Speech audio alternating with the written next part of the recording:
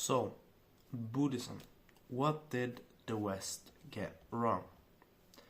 The Buddhism and Buddhism as a whole has been and is often quite misunderstood by Western societies. It is a lot of good reasons and a lot of arguments why this is.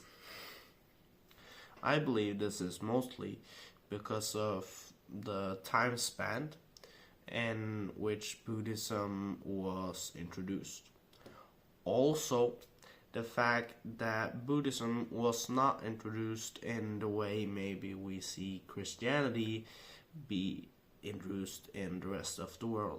It was not missions, it was not preachers, and that's a lot of reasons why. Also, a thing that has happened and we see in the modern day is these Western Buddhism temples or Western Buddhism gurus that have observed Buddhism, knows a bit about Buddhism, and sees opportunity to make a lot of money because 40-year-old housewives want to have a better life, and then they go to the hot yoga class and think they're gonna achieve nirvana. So, what are some of the misconceptions? First of all, the Buddha was not overweight. The fat Buddha we're often depicted with, and you have seen photos of probably, is a misconception. The Buddha is depicted as quite skinny. He was extremely skinny and deprived when he first achieved nirvana, but he stayed throughout quite a normal body weight. Why is this misconceived? First of all, this is probably an example of just a little bit of a short conversation, because the misconceived character is Buddha. Buddha is a Chinese folk religious symbol for happiness and prosperity. This is someone who lived more than 1,000 years after Buddha himself. So, that's the first one, okay? Buddha was not fat. This is just a misconception. And it is important to remember. Also, Buddha was not described by pictures or characters. In the first early stages of Buddhism, it's only in the thousands year thousand, he was started to be depicted as characters in photos and in painting as a man. Before, he was only depicted with maybe symbols and some spiritual symbols, basically depicted as the Buddha. This is also why there is and why it has happened a lot of misconceptions. Second of all, nirvana is not an easy task. You are not gonna achieve nirvana by going to a couple of yoga classes. And no, I'm not talking about the nirvana, the band. I'm talking about the nirvana, the Buddhist concept. So, back to subject. It is looked upon as nirvana. It's gonna take you more lifetimes. It's not just gonna take one life. It's gonna take an extremely large time span, because this is an extremely hard thing to achieve.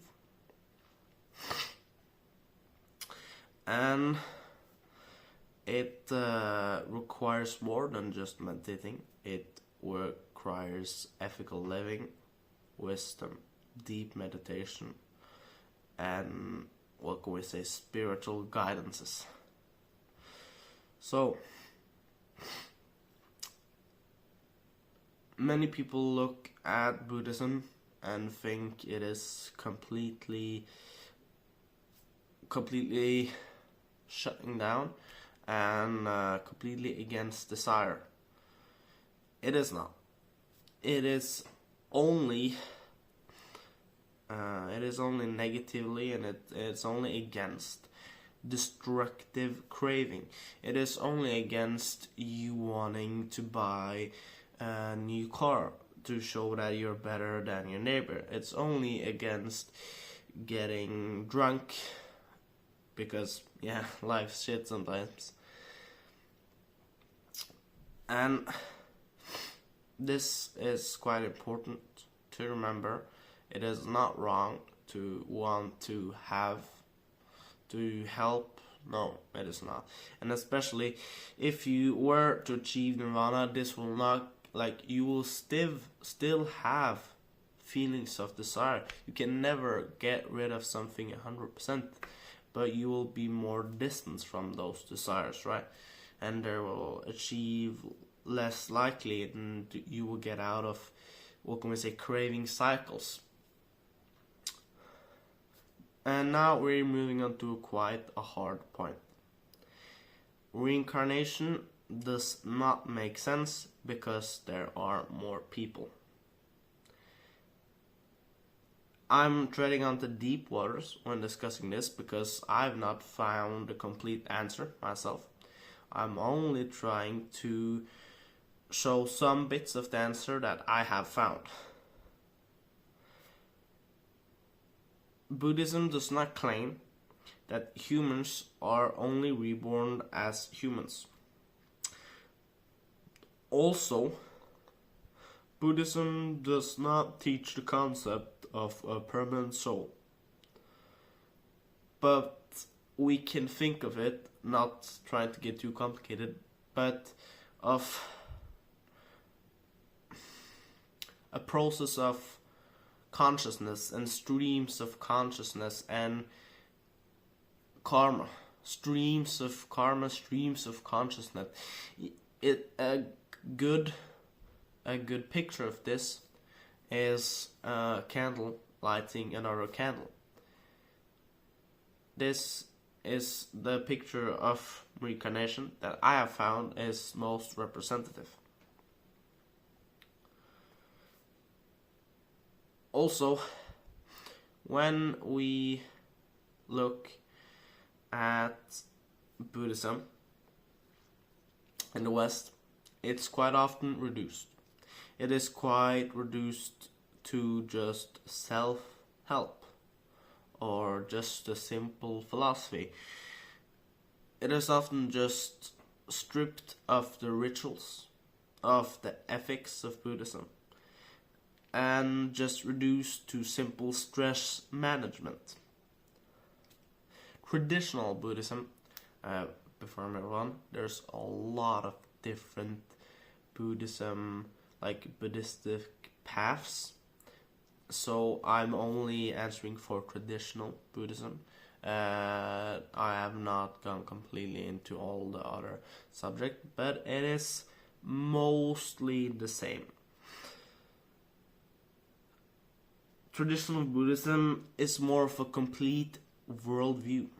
It includes morality, cosmology, practice, and community. Mindfulness without context is Buddhism without depth. It is thinking that you have seen all the water in the world holding a cup, not looking out on the ocean. So, if we were to conclude this, Buddhism is largely misconceptioned, and it is quite easy to debunk and to inform about. So, I achieve you all, and I hope you all will do your own research, find your solutions, find your own answers. And again, it is really hard to discuss this. This is only my parts of a really big view. And again, I made a video about why this is quite a hard topic to discuss.